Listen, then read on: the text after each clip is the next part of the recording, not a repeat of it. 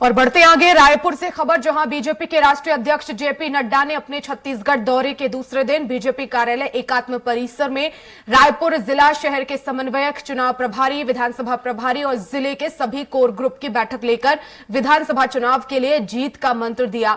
नड्डा ने बैठक के जरिए अपने संबोधन में कार्यकर्ताओं को कहा कि सभी कार्यकर्ता ईमानदारी से काम में जुटे, बूथ मजबूत करने और अभी से काम पर लग जाएं। बूथ मजबूत होगा तो हमारे प्रत्याशियों की जीत सुनिश्चित है। केंद्र की उपलब्धियों को हर घर तक ले जाएं, राज्य सरकार की नाकामियों को उजागर करें।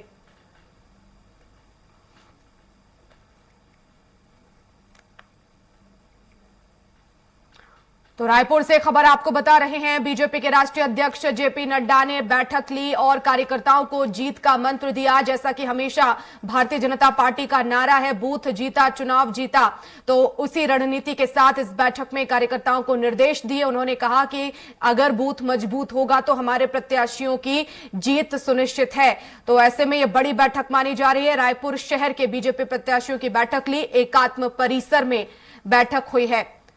तो जीत का मंत्र दिया है, किस तरह से छत्तीसगढ़ में दोबारा सरकार बनानी है।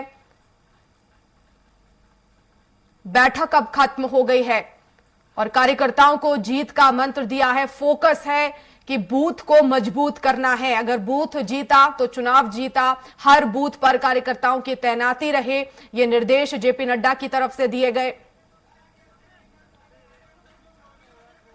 और साथ ही साथ केंद्र सरकार की जो योजनाएं हैं वो जनता तक पहुंचाना है।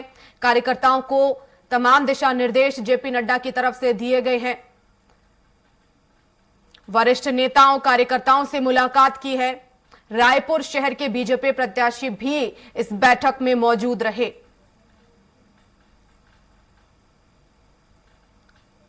तो काफी महत्वपूर्ण बैठक मानी जा रही। और अमलीडीह में पीएम मोदी की मन की बात भी सुनी। आज प्रधानमंत्री नरेंद्र मोदी के मन की बात का कार्यक्रम हुआ, जिसे जेपी नड्डा ने सुना। बैठक फिलहाल खत्म हो चुकी है और चुनाव से ठीक पहले 7 नवंबर को पहले चरण का मतदान छत्तीसगढ़ में होना है और उसके बाद 17 नवंबर को दूसरे चरण का चुनाव होगा। और इससे पहले यह बैठक काफी महत्वपूर्ण मानी जा रही है। तो 5 साल बाद सत्ता में वापसी के उद्देश्य से भारतीय जनता पार्टी लगातार बैठकें कर रही है। और बीजेपी के राष्ट्रीय अध्यक्ष जेपी नड्डा रायपुर शहर के बीजेपी प्रत्याशियों के साथ उन्होंने बैठक की। कार्यकर्ता, वरिष्ठ नेता भी इस दौरान इस बैठक में शामिल रहे। जीत कैसे 5 साल बाद जो है वो सुनिश्चित करनी है, फोकस इसी मुद्दे पर रहा। बूथ को कैसे मजबूत करना है।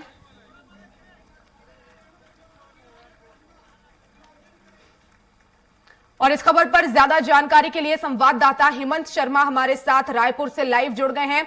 हेमंत, बैठक को लेकर फिलहाल क्या अपडेट मिल रहा है? देखिए, बीजेपी के राष्ट्रीय अध्यक्ष छत्तीसगढ़ के दौरे पर हैं वर्षा, और उनके दौरे का आज दूसरा दिन है। सुबह 10 बजे से उन्होंने बीजेपी कार्यालय एकात्म परिसर में जो जिला समन्वयक हैं, जिला प्रभारी हैं, विधानसभा के प्रभारी हैं, उनके साथ बैठक ली। और इस बैठक में बीजेपी के वरिष्ठ नेताओं के साथ जो रायपुर शहर के 4 बीजेपी के जो प्रत्याशी हैं वो भी मौजूद रहे। सीधे तौर पर विधानसभा चुनाव में किस तरीके से जीत मिले उसका मंत्र जेपी नड्डा ने तमाम कार्यकर्ताओं को दिया।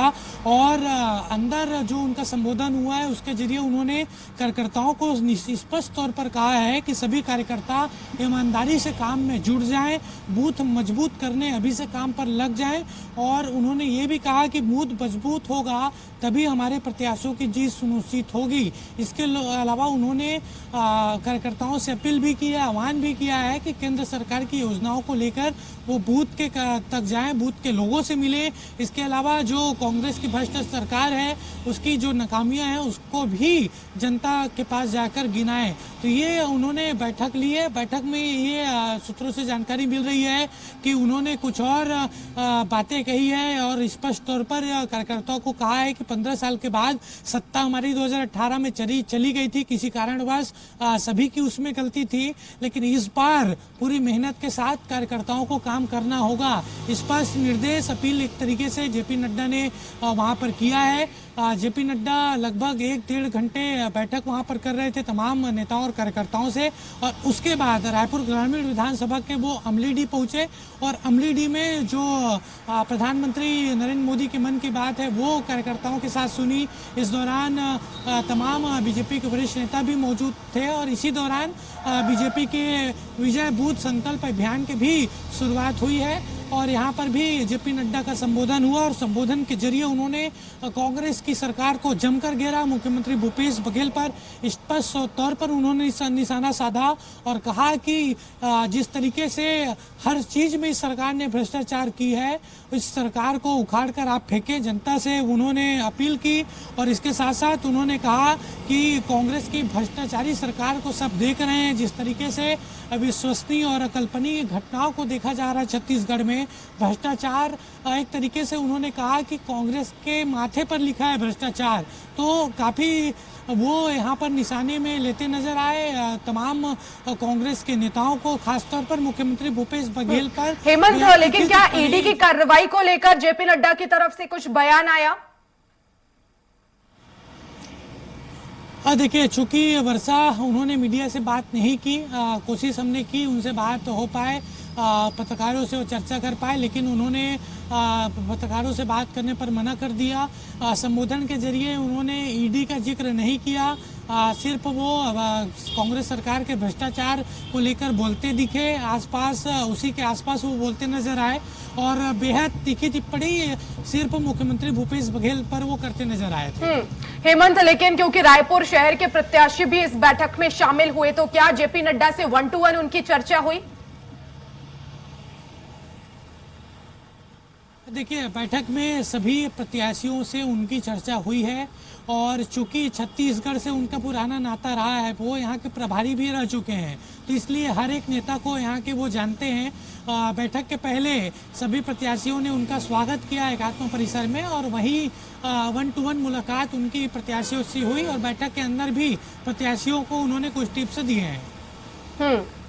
बिल्कुल, बहुत शुक्रिया हेमंत तमाम जानकारी के लिए।